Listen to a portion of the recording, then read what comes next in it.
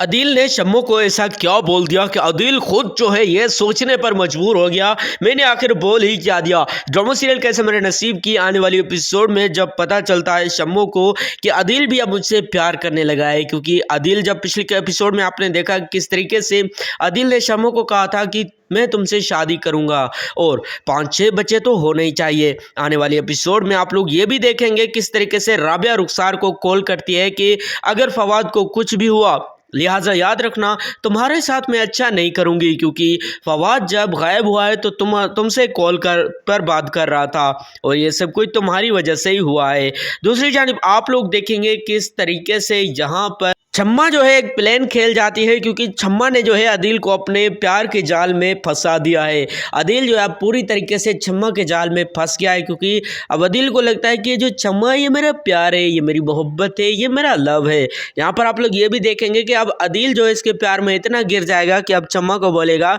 मैं तुमसे शादी करना चाहता हूँ, 5-6 बच्चे होंगे हमारे और हम दूसरे एक साथ जो है प्यार करेंगे। आने वाले एपिसोड में अदील को ये पता नहीं चलेगा कि ये जो छम्मा है क्या ये अनीला के ऊपर गुस्सा निकाल रही है या फिर मेरे ऊपर, क्योंकि मैंने खुद उसको कहा था कि देखो तुम्हारी अब मुझे इस घर में ज़रूरत नहीं है। अनीला के साथ जो प्रैंक करना था, मतलब तुम इस घर में इसीलिए आई थी कि अनीला का ये जो मतलब सर पर जो है, मतलब क्या सोचा है कि अनीला जो है एक्टिंग करेगी, ड्रामा स्टार बनेगी, इसी वजह से। यहाँ पर आप लोग ये भी देखेंगे कि अब जो आयज़ा है वो लड़ती है रुखसार से और रुखसार उसे बोलती है कि आयज़ा तुम इतनी ज़्यादा रूड तरीके से मुझसे बात क्यों कर रहे हो, मुझसे लड़ रही हो फवाद की वजह से, क्या तुम फवाद से तो मोहब्बत नहीं करती। यहाँ पर जो आयज़ा है वो बोलती है ऐसी बात नहीं है, लेकिन फवाद मेरा फ्रेंड था, मैं सिर्फ पूछ रही हूँ आपसे। और दूसरी जानिब इकरार चौधरी जो है अब परेशान है कि कहीं सच में रुखसार मेरे साथ कुछ ऐसा वैसा ना कर दे, क्योंकि आने वाली एपिसोड में आप लोग ये भी देखेंगे कि रुखसार जो है फाइनल जो है कह देती है इकरार चौधरी से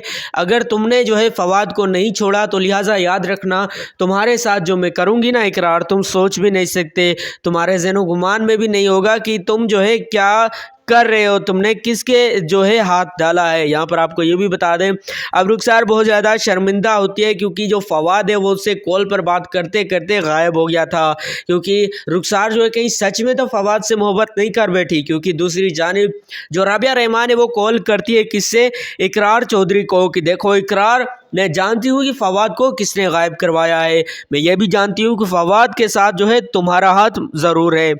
और दोस्तों अगर बात करें अनीला और अदील की, तो अब अनीला और अदील क्या करने वाले यहाँ पर आपको वो भी बता देता हूँ, लेकिन एक बात याद रखने की ये जो रुखसार है यह क्या करेगी कि अब इकरार चौधरी से फाइनल जो है एक ही बात करेगी, या तो फवाद दो या तो तुम जो है यहाँ से मेरी ऑफिस से निकल जाओ, क्योंकि चौधरी प्रोडक्शन की जिम्मेदारी मिस सरवद मैडम ने मुझे ही दी थी। यहाँ पर आपको ये भी बता दें अब अनीला की बात कर लें तो अब अनीला जो है ये चाहती है कि ये जो छम्मो है ये इस घर से ना जाए, लेकिन जो अदील है वो क्या चाहता है कि छम्मो जो है इस घर से चली जाए। यहाँ पर आपको ये भी बता दें अब फवाद के साथ क्या होगा, क्योंकि दूसरी जानिब अब फवाद बेचारा बहुत ही ज़्यादा फंस गया है। एक तो मतलब राबिया रहमान उसको बार बार इस्तेमाल करती है, कभी जो है उसको ये इस्तेमाल करती है रुखसार इस्तेमाल, कभी इकरार, समझ नहीं लग रहा। दोस्तों ड्रामा सीरियल कैसे मेरे नसीब की जो आने वाली एपिसोड थी, मतलब ये एक ऐसा ड्रामा है जिसकी स्टोरी और भी ज़्यादा कमाल की अब हो गई है, क्योंकि एक जानिब तो इकरार चौधरी ने ऐसा खेल खेल दिया है कि सब के सब जो है धरे के धरे रह गए हैं, और दूसरी जानिब फवाद बेचारे के साथ ये हो गया है। दोस्तों ड्रामा सीरियल कैसे मेरा नसीब की आने वाली एपिसोड का मैंने रिव्यू दे दिया, रिव्यू कर दिया नेक्स्ट एपिसोड का। थैंक्स फॉर वॉचिंग, खुदा हाफिज़।